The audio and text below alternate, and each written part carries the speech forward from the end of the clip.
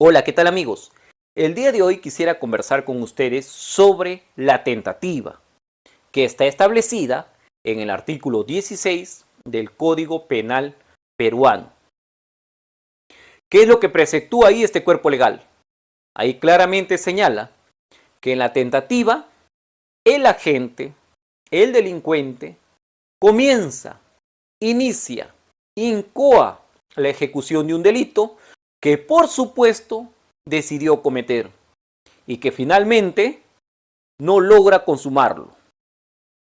Entonces, en este primer parágrafo no menciona que una persona, un delincuente, planeó todo, desarrolló todos los actos preparatorios, ideó, deliberó, decidió desarrollar su plan criminal, pero que por circunstancias ajenas a él, ya sea por la naturaleza, por el azar, por un tercero, no logra consumar su objetivo. De eso se trata el primer parágrafo respecto a la tentativa. En el segundo parágrafo habla de que el juez reprime la tentativa disminuyendo, reduciendo prudencialmente la pena. La pregunta que nos hacemos es: ¿cuándo? ¿Cómo? ¿Bajo qué circunstancias un operador jurídico podría reducir prudencialmente la pena? De eso precisamente vamos a conversar el día de hoy. Pero también es importante recordar o conocer algunos criterios que la doctrina ha determinado respecto a la tentativa.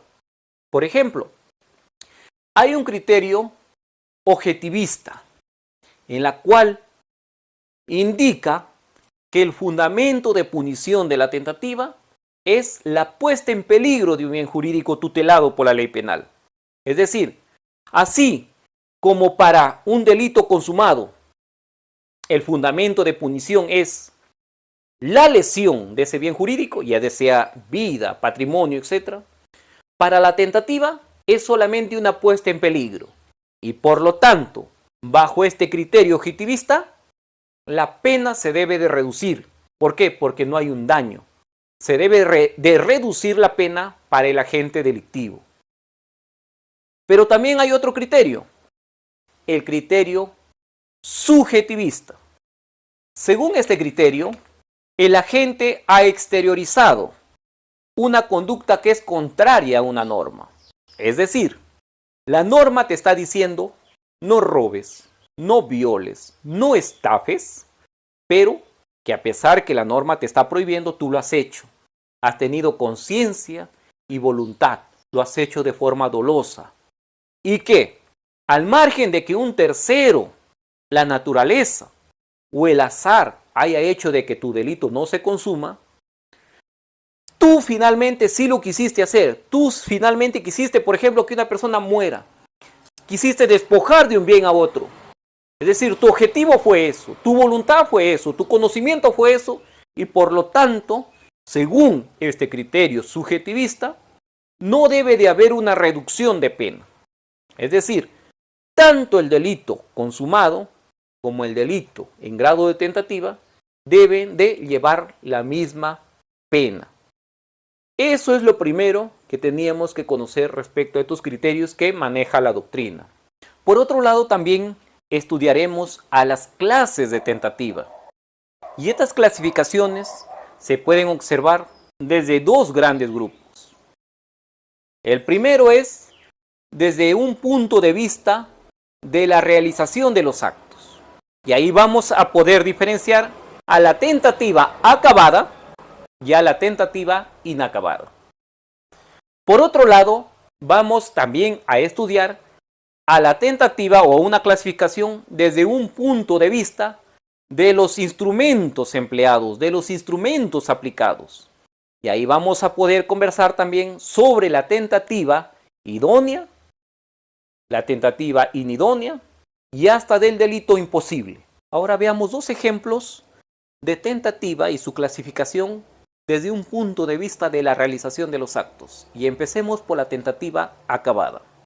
Veamos un ejemplo de tentativa acabada. Una persona, un delincuente, decide robar en un establecimiento comercial. Él ingresa reduciendo al personal de seguridad, reduce a la vendedora, los obliga a que abran los estantes en donde están las joyas. Toma las joyas, sale corriendo y justamente cuando está a punto de abordar el vehículo que lo está esperando afuera, evidentemente de su cómplice, la policía lo interviene. ¿Qué ha pasado aquí? Un agente, una causa externa a su voluntad impidió que consuma su objetivo, impidió que realice su plan. Por lo tanto, aquí estaríamos hablando de una tentativa acabada. ¿Qué sucede, por ejemplo, con la tentativa inacabada? Hay que plantear un ejemplo tomando como referencia el anterior. Aquí en la tentativa inacabada, el autor no desarrolla todos los actos o le faltan muchos actos para poder completar su plan. Planteemos el ejemplo.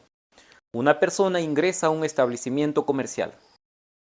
Traspasa la línea de seguridad porque nadie creería que es un ladrón. Va en condición de cliente. Una vez adentro, se confunde con el resto de clientes, conversa con ellos, con los vendedores, etc. Pero él sabe perfectamente que en otro cuarto, ¿no?, adyacente al local donde él está observando los productos, está precisamente las joyas que a él le interesan. Y de forma disimulada y estratégica, intenta manipular las cerraduras de la puerta que conduce a donde están las joyas. Y justamente cuando está haciendo ese trabajo, se activa la alarma contra robos. Él, por supuesto, en su temor de que ya fue descubierto, sale huyendo.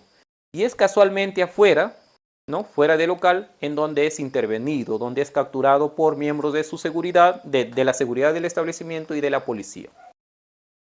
¿Qué ha sucedido acá? El hombre, para que pueda consumar su plan, le faltan muchos actos, le faltan muchos procedimientos, le faltan muchas acciones para que pueda completar ese acto que él pretendía desarrollar. Entonces, a diferencia con la anterior, con la tentativa acabada, el autor había tenido el botín en sus manos y es afuera donde lo atrapan. En el caso de la tentativa inacabada acá, él ni siquiera pudo alcanzar las joyas que pretendía robar. Y por lo tanto se puede decir que esa forma de desarrollar el acto concluye o amerita formar parte de una tentativa inacabada. Asimismo, también les dije de que les iba a desarrollar con ejemplos, ¿no? Iba a explicar sobre las clases de tentativa, tomando en cuenta desde un punto de vista de los instrumentos empleados. Me estaba refiriendo a la tentativa idónea, a la inidónea, al delito imposible, etc. Pero para efectos de poder entender completo, con ejemplos sencillos, este tipo de tentativas, lo voy a desarrollar en el siguiente video, de tal forma que lo podamos entender mejor. Por último, hablaremos cómo es que se aplica o se reduce prudencialmente la pena, cómo es que lo han estado haciendo los jueces y cómo realmente debe de ser. Miren ustedes qué ha sucedido en la práctica. Cuando los delitos quedaban en grado de tentativa, nuestros jueces lo que hacían es reducir prudencialmente la pena, pero a partir del extremo mínimo de la pena abstracta de un delito. Un ejemplo. En el delito de homicidio simple, artículo 106, la pena oscila entre 6 y 20 años. Cuando una persona cometía este delito de homicidio, los jueces reducían la pena a partir del extremo mínimo, es decir, de 6 para abajo, 6, 5, 4, etc. Ese era su punto de referencia para poder reducir la pena prudencialmente según ellos.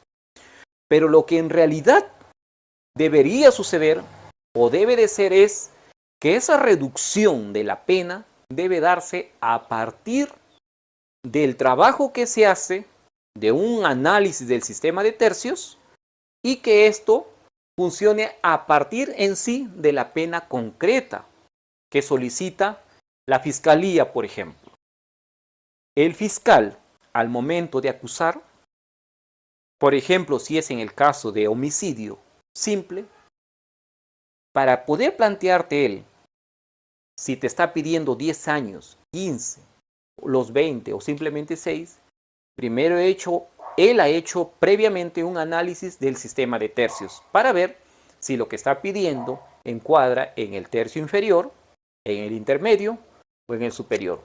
Después que ha hecho un análisis, un balance sobre las circunstancias de atenuación, las circunstancias de agravación, de repente atenuantes privilegiadas, de repente circunstancias agravantes cualificadas, después que ha hecho todo ese análisis, él pide una pena en concreto. Por ejemplo, si es de 6 a 20, de repente está pidiendo 15, después de hacer ese análisis del sistema de tercios, tal como lo establece el 45A del Código Penal.